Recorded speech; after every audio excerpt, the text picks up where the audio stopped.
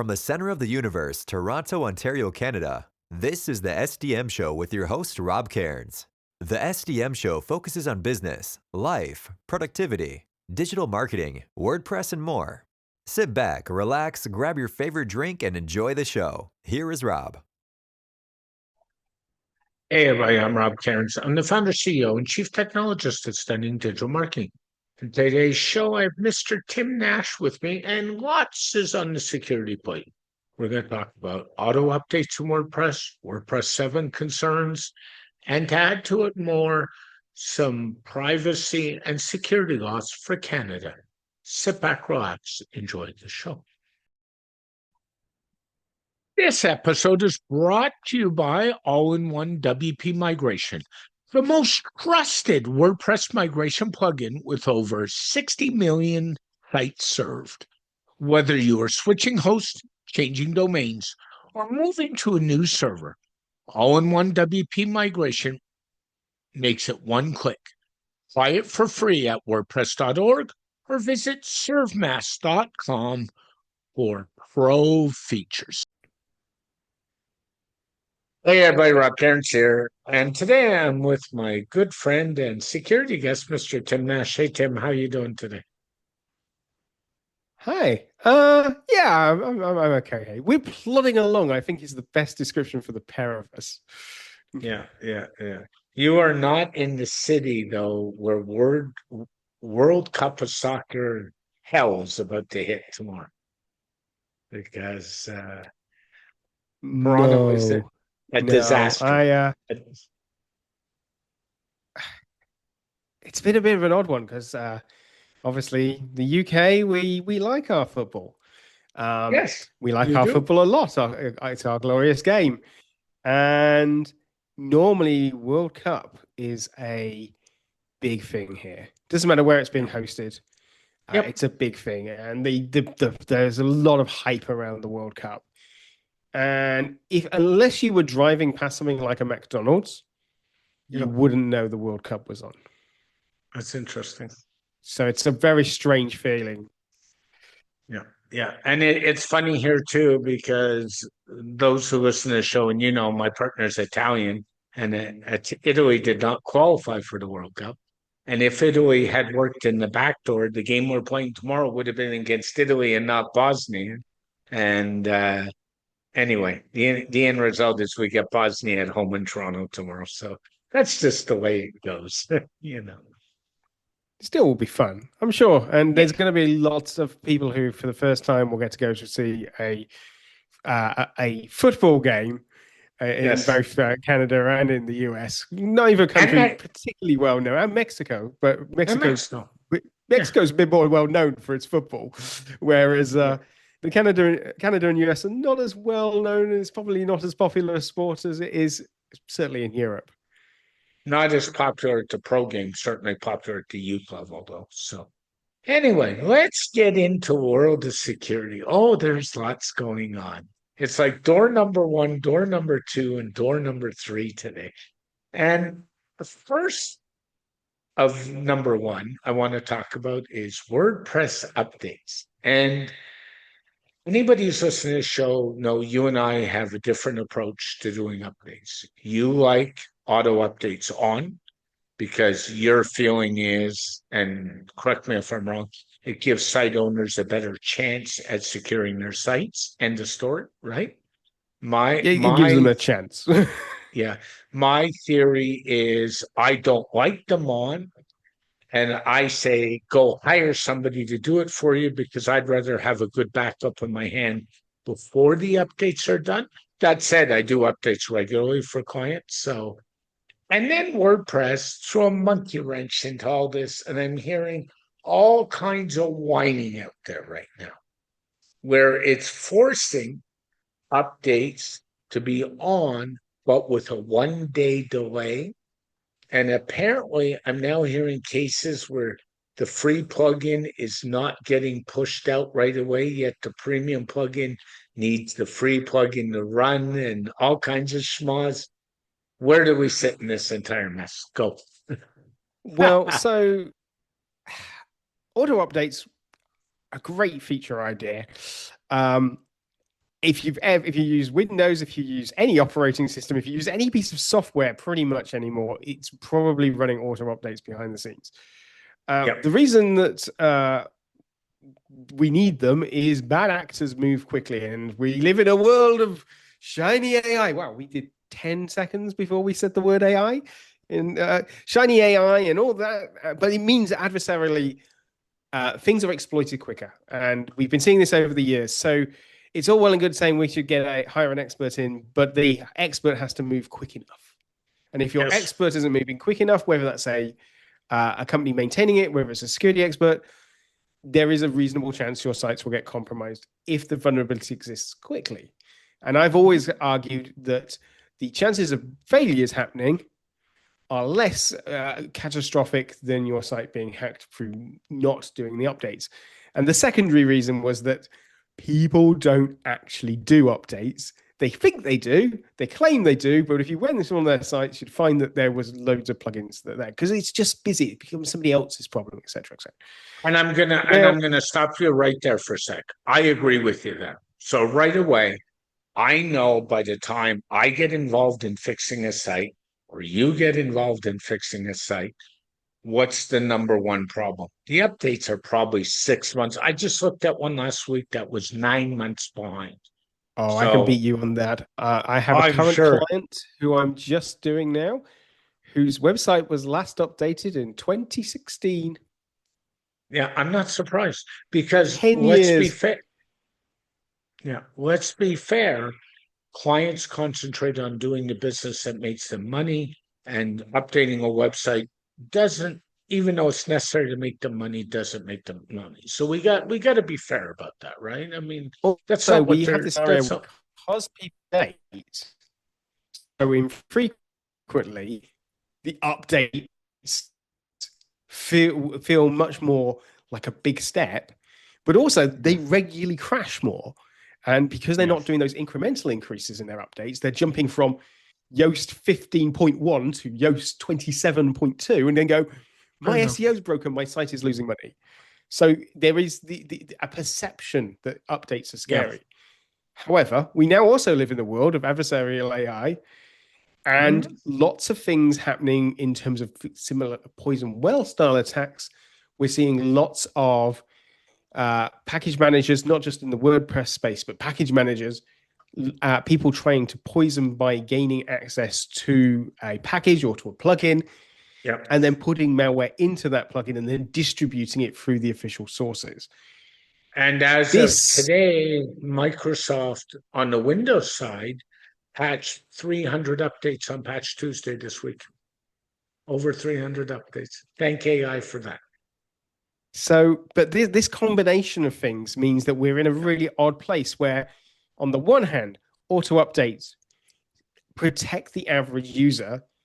On the other hand, auto updates literally create a new threat model from the upstream providers if there is in fact compromise. Now, you could argue that non-auto updates would have the same threat model, but they're just slow enough that the response time has been cut over. And that's exactly what some bright spark thought.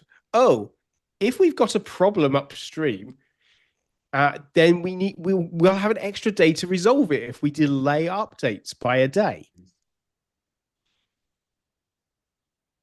No, in 1 day's time, everybody has the same problem because we're all auto-updating. But this, as you've already said, some of the obvious problems. This is not a fix to anything. Yeah, I agree. This is just we've put this thing in, an arbitrary number that you don't control. If they come out and said, we're putting into WordPress the ability for you to go into your settings and change when you get the updates, whether it is at immediately 1 day or 7 days, I would be championing that because that means you can have a staging site that's auto updating straight away. You can have testing, your backups, all that done. And you have this whole day of seeing if anything breaks on there before you go and push to live. I'd be all right with that. Me too, that would work for me. Me too. But you're not getting that. And how hard would it have been to give choice? Mm-hmm. But this is just maddening because you do end up with this scenario where let's say I run a plugin that has a premium feature and a premium version, and it relies on the free version, as you said. They both get patched at the same time. Auto updates are on. The premium version is hooked into the auto updating system, as all premium plugins should be. They should offer the same flow, whether it is auto update or you press the update button inside your WordPress admin area. The same flow should be there and present. Mm-hmm.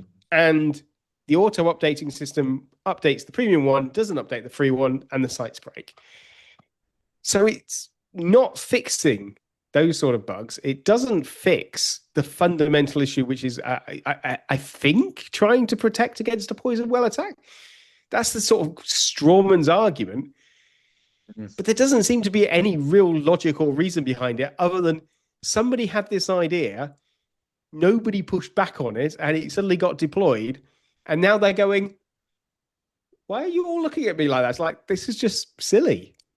Either auto updates are trusted or they're not. And if you don't trust the system, if you cannot trust WordPress.org's repository system, if you cannot think that there's enough safeguards to allow auto updates, one day does not make a difference.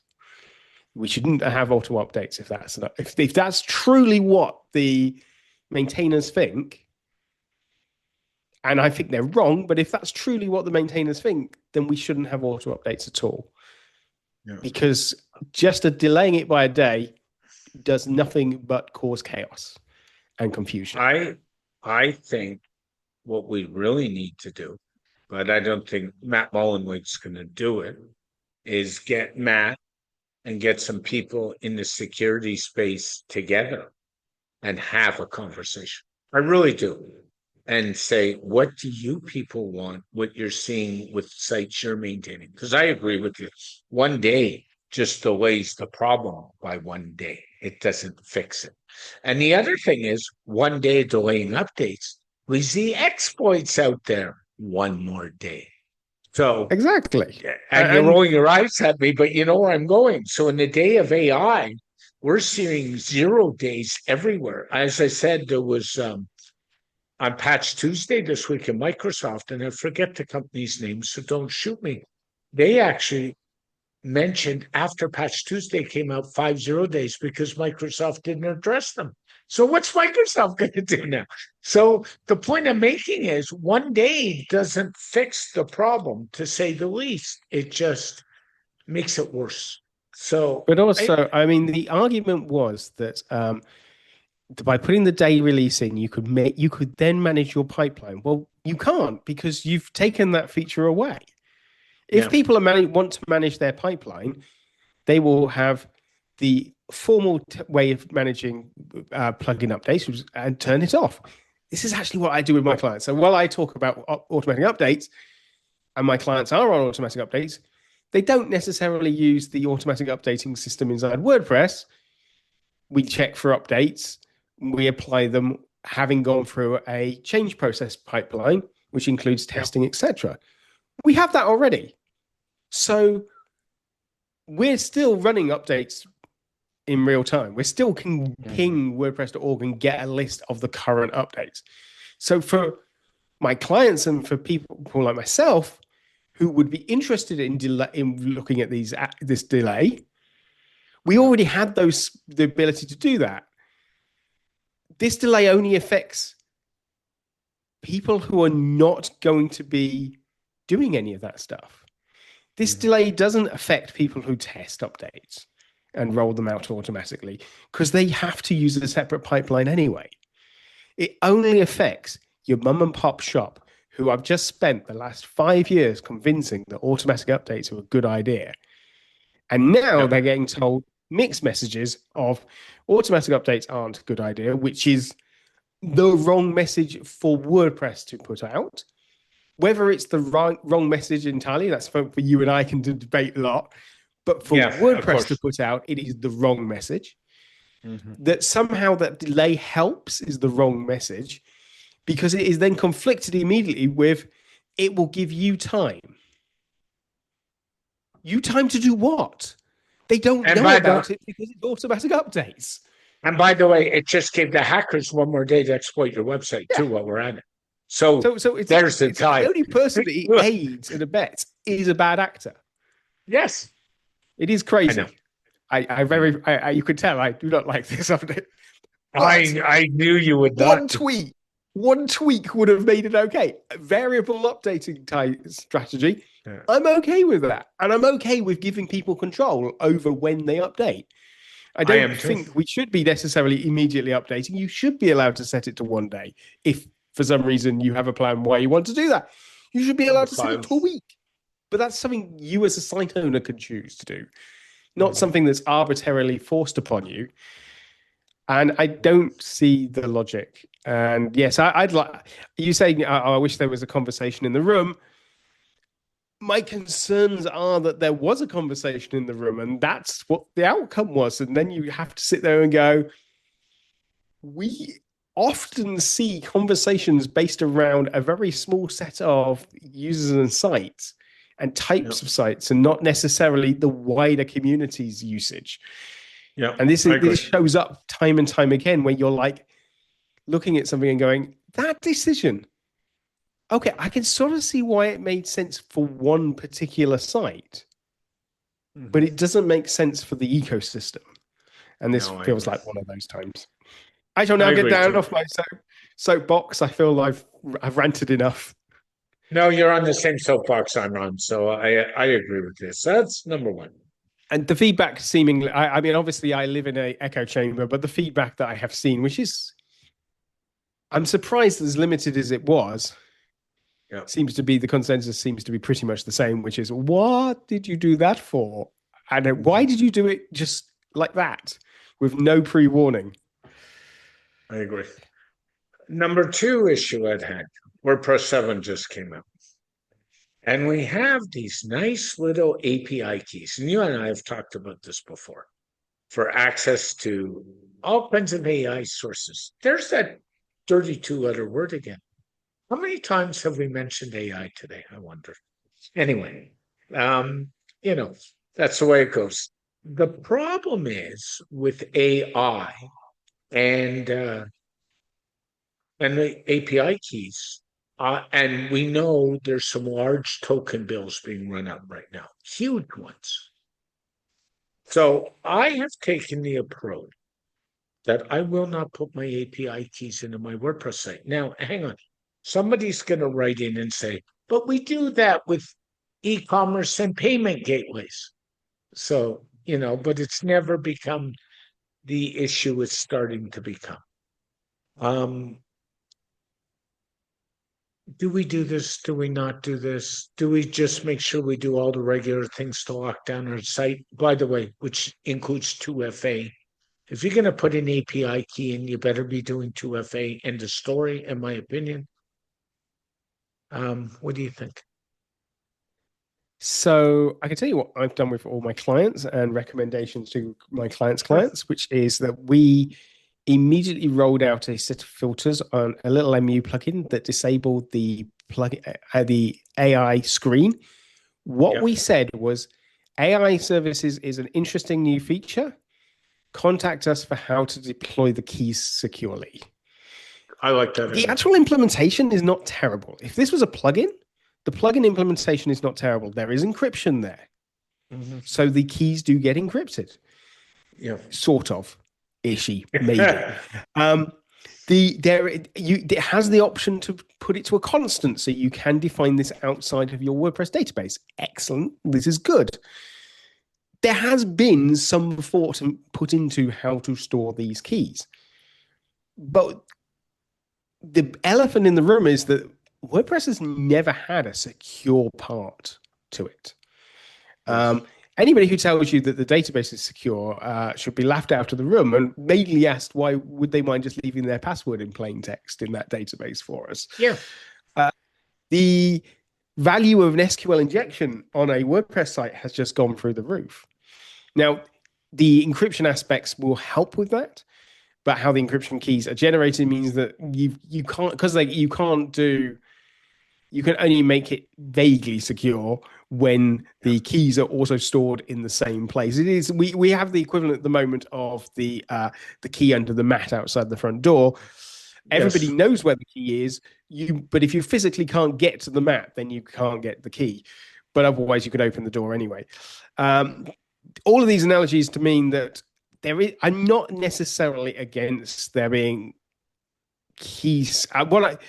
Secure features inside WordPress. I like the fact that we now have the ability to potentially encrypt options. Maybe we can roll that out further. This might be a positive thing. But again, it was thrown in there, wasn't fully tested all the way through, suddenly appeared out of the blue, relatively. Yeah. Hasn't gone through the battle-hardened testing phases it would do, didn't get pushed to security people first. When it was looked at and people said, this is going to make you more of a high target and high value, they went, well, every WooCommerce site has API keys. It's like, yes, but not every WordPress site has WooCommerce on, and you accept a level of risk when you put it in. This is a nice big box that says, hey, put your very expensive charging mechanism in here, with no explanation as to what that could actually mean. Most people comprehend that if they put their Stripe credentials in a box, people could do things with those Stripe credentials. Weirdly, people have a harder time comprehending the costs associated with an AI token. So, Tim, could you just give me your Visa card number and your CS3 code right now, please, and just save the hassle? Yeah, sure. Let me just go get that for you. But that's to be fair, I only use secure things, so I've got Amex. But this is you know where I'm coming from. Yeah. I mean, generally, though, to play a little bit of devil's advocate, there was good design decisions. Actually, the implementation is not terrible. And I know a lot of people jumped on it and went, whoa, we've got API keys in the database. And I agree, we should not have necessarily, but they gave you the option to use a constant. So you could connect this up to a third-party vault service, which is what I've been recommending with clients. But I've been recommending that for years with everything to do with API keys. They have relatively good patterns. And that what I do want to say is going to hopefully come out of this is those patterns can now be replicated in the rest of the WordPress core in terms of database options. So we might get to the position where we can have this is a secure option. Treat it in a different way as part of WordPress core. It would be great if we can then replace that. So we can say, secure options are handled through our vault, which is a separate application. That is going to have to become a byproduct of this AI system. But if this AI system gets us that byproduct, then it's a positive thing. In the short term, talk to your web developer about making sure that your keys are not stored in the database for anything, for WooCommerce, for the bigger one, the one that really gets me, is people who use SMTP credentials and put them in the database. Talk about a hacker's delight. I know. It's like, and especially if your SMTP credentials is for something like a domain admin. So you can get both, and it's got the same credentials for read and write, because that also means that you have effectively the logins to their systems.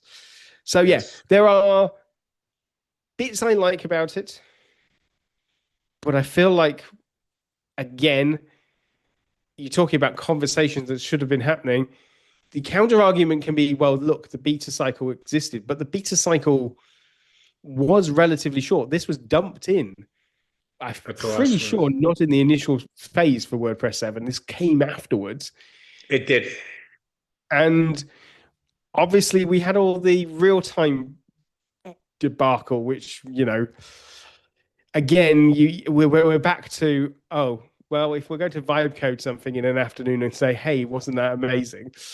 And then seem shocked when it didn't work. It's like, there were plenty of people who told them that wasn't going to work. But you and I called that on the show, actually. We said it would come out. I'm pretty sure that more than once did I go, this is a can of worms that people haven't thought through. As someone who's seen this can of worms being attempted elsewhere, it was only inevitably going to be a bit of a disaster. And I honestly think the fix for that can of worms is a year away. It's not a 6-month fix, Tim. I don't think. I think that particular can of worms is going to become a canonical plugin and never be seen again. Personally, I feel like that's, but there is a lot of people. Certain people definitely want to see it in there, and they have a lot of more sway than I do. So maybe it's just my desire that it becomes a canonical plugin, but I feel like that's how most of these things should be. Yeah. I would have liked to have seen the API, client service API, as a canonical plugin for a good period of time. I'd like to see real time as a canonical plugin for a good period of time. Mm-hmm. The Gutenberg process, painful as it was, did at least allow a really good amount of testing. Yes, it did. Yeah, and that was a good process. The fact that we're sitting there with two-factor authentication, still not in WordPress core because it was a canonical plugin, though, shows the flip side that these things can be sent out to die, even when they're a good solution. So I can see both sides of the coin, but and we've wandered off the AI client services bit, but WordPress 7 generally had the same problems, and it was a small group seemingly made some decisions and didn't talk to a wider community, whether that was about real time, whether that was about security. Mm-hmm. And the marketing around it was terrible. If they had come out of the gate saying, we understand security, we're taking these decisions, we've made it secure, look at how these options, here's how you talk to your clients, here's how you can take this and take these database options and move them to constants and therefore out of the database. If they'd done all of that, then you and I would be having a different conversation. We'd be having a conversation that would be probably more nuanced than everybody just going, fee, fi, fo, fum, this is rubbish. Because it's not necessarily rubbish. So that's kind of WordPress in a nutshell in the last week. And then the other thing on my mind, and you've done this in the UK, is Bill C-22 in Canada. So for those who don't know or are under a hood, Bill C-22 would give the Canadian government or any agency they determine access to an encrypted service like a VPN, like Signal, like. In the last week, we've had Google, Meta, Amazon, everybody under sun coming out publicly and say, don't do this. I should tell you, along the same lines as of today, there's been an online privacy bill introduced, which is going to force kids under 16 off the internet, supposedly. Not. Have they heard of the word VPN? Australia's problem. And then, in amongst this whole mess, which I didn't allude to you in the pre-show, there have been 6 major police agencies in Ontario have been caught putting spyware on smartphones without warrants.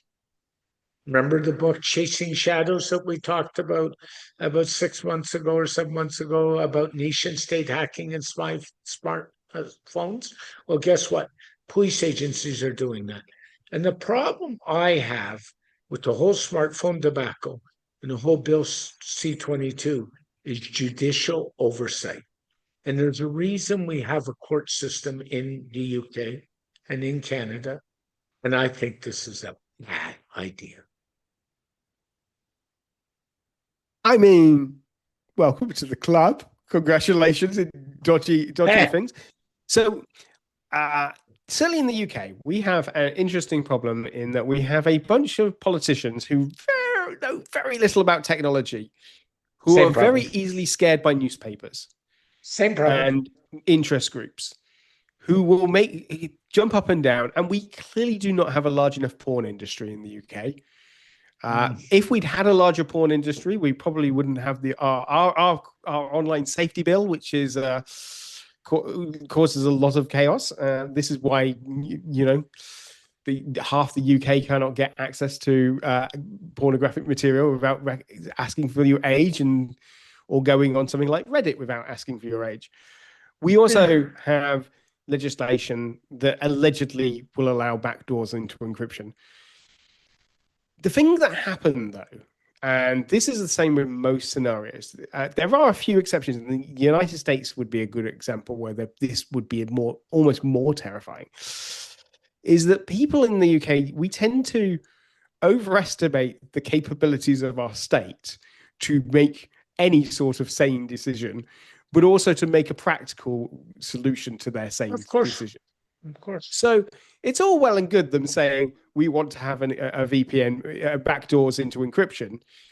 And when everybody turned around and said no, they were like, well, we're going to make it law anyway. It's like, okay. Right. Now it's law. You have to do it. No. Okay. Well, right.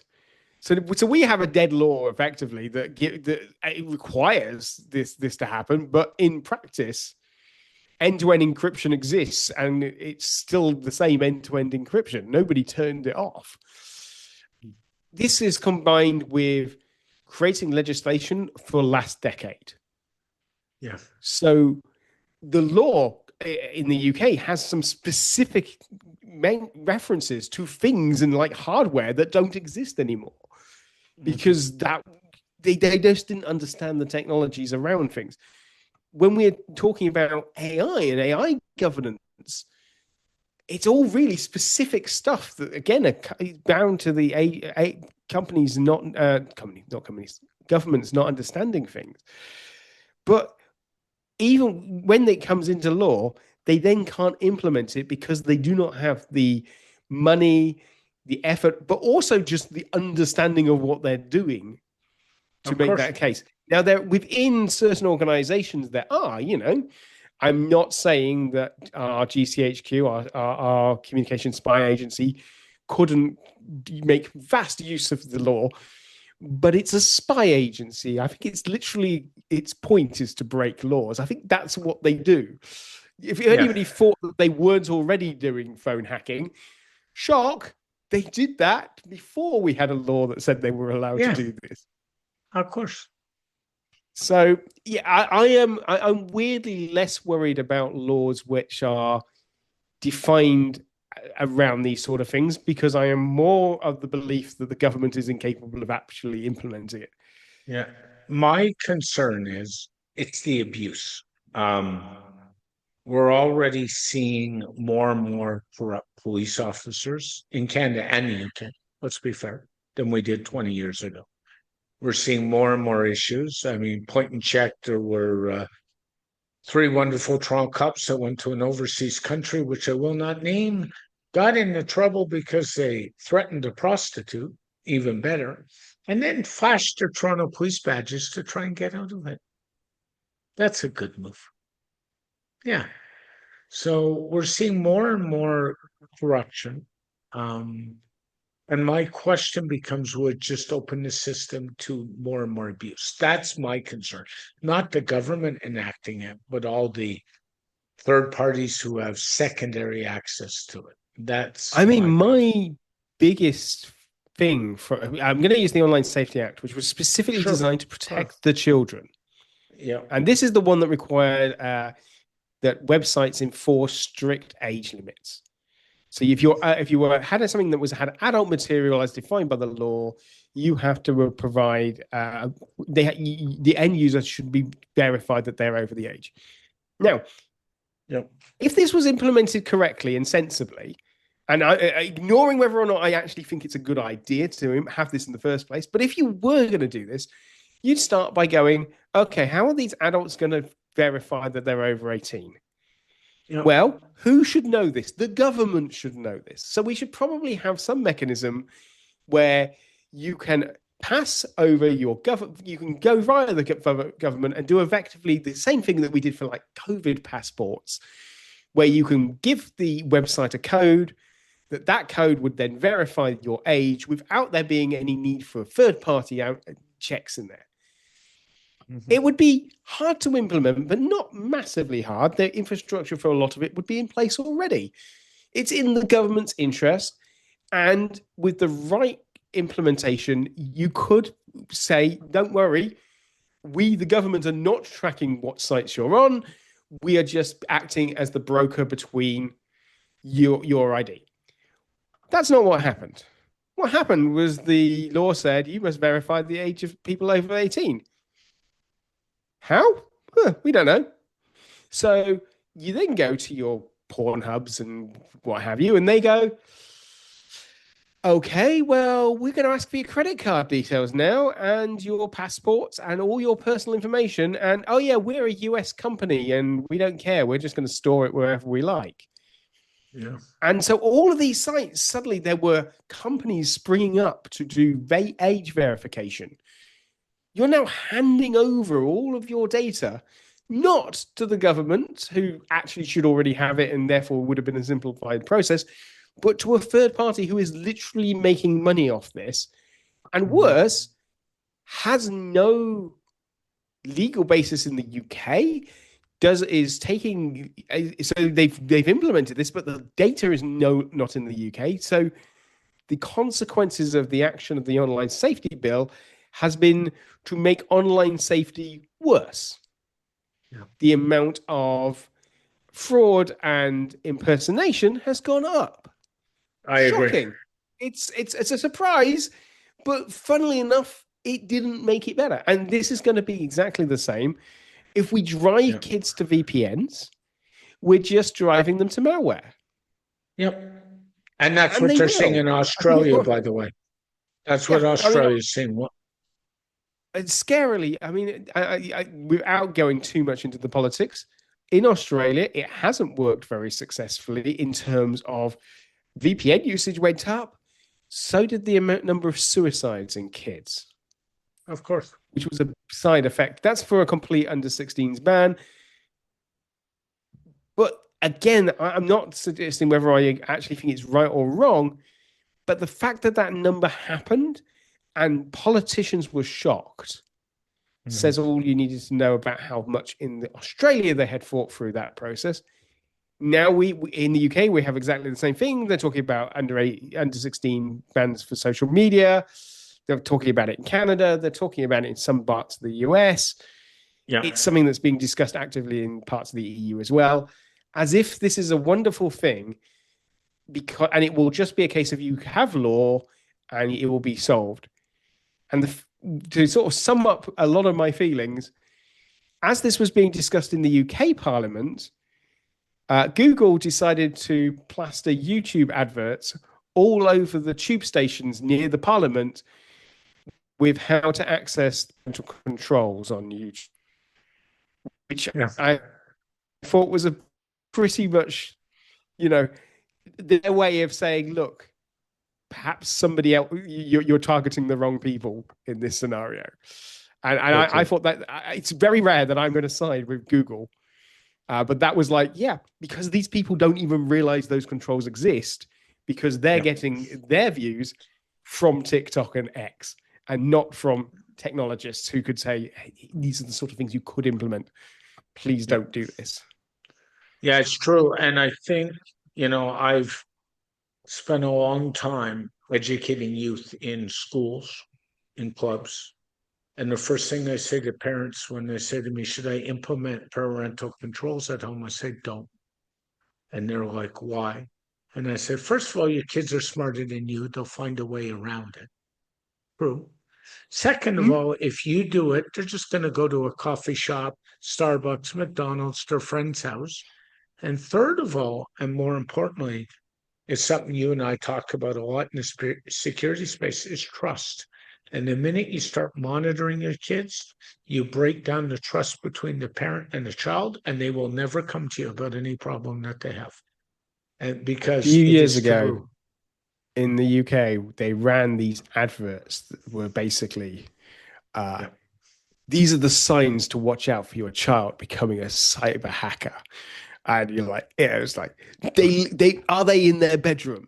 Do you know who they're talking to? And the list went on. And it's basically, at the end of it, you're like, he could be a hacker or a teenager. Yes. It was ridiculously vague nonsense.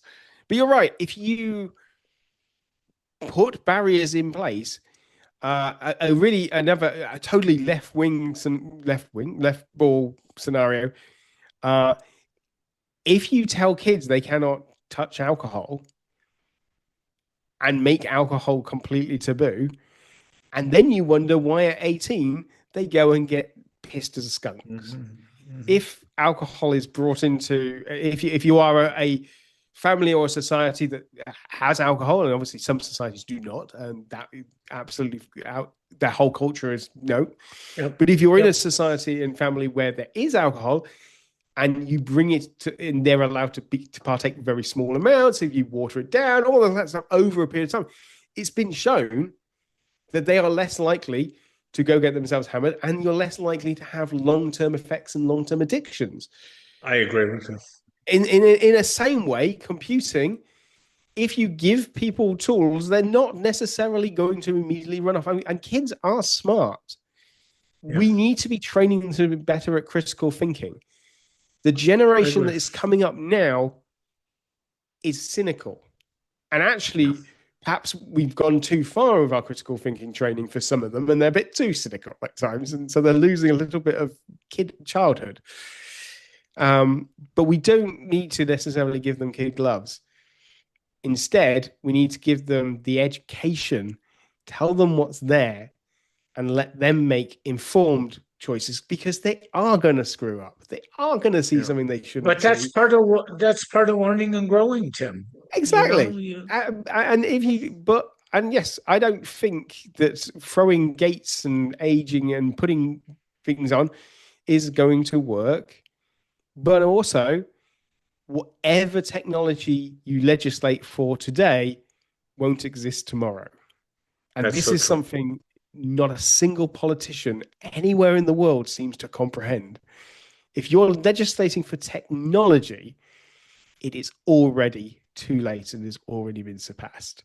And that's only going to accelerate.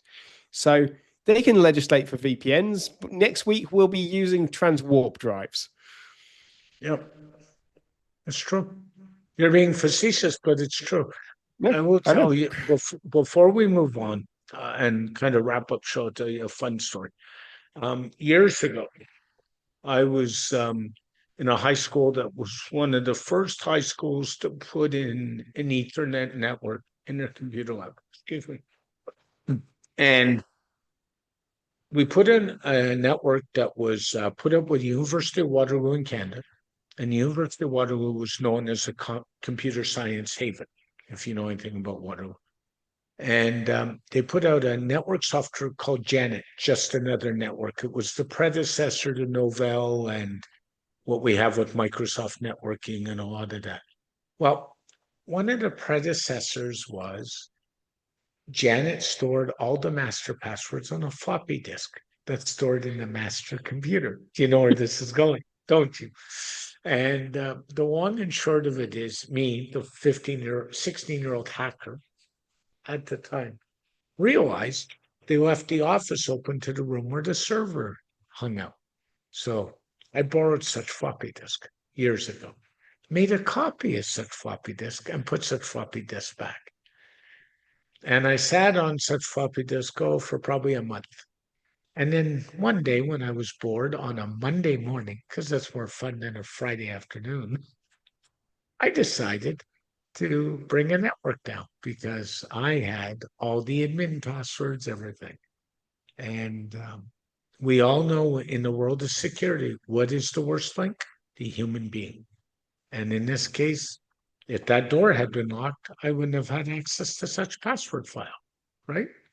But because such door was left regularly unlocked, I put one and one together and I got 10. And needless to say, is why Rob doesn't have any employment history for the 12 years afterwards. Go on. I actually have. It was discovered penitentiaries. Yes, no, it was hard to chastise the young student when he pointed out everything they did wrong. Someday I'll share with you some of the stories with punch cards and bubble cards. They're even worse. Good old days. Yes, they are. Tim, as always, thanks so much. If somebody wants to go to you, LinkedIn's probably the best spot if you're hanging out anywhere these days because you have a lot going on. I'm not really a hanging out sort of person. Social media is just a toxic smelly pit. Which and weirdly, I can do this and go, how to solve my problems. I just don't go on social media.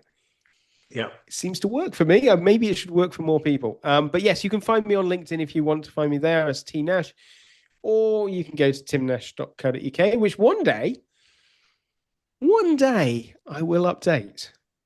Yes. I realize I don't think I've updated it since WordCamp Gdynia last year. So I should probably write something on there at some point. Thanks so much, Tim. Have a good day and take care and be well. You too. Speak to you soon. Thanks. Yeah. Thanks again to our sponsor, All-in-One WP Migration by ServeMask. Export your entire WordPress site in one click, import it anywhere. No server access needed, no command line, works with every hosting provider. Free on WordPress.org, or extension at servemask.com. A very special thank you to Tim Nash for joining me on this edition of the SDM Show. The SDM Show is dedicated to my late father, Bruce Cairns. Dad, I miss you very much every day. My mother, Ann Cairns, who's still doing really well and is an inspiration. And, of course, Tiz Maroney. And Tiz, I know I've said it, but thank you so much for all the inspiration you give me every day.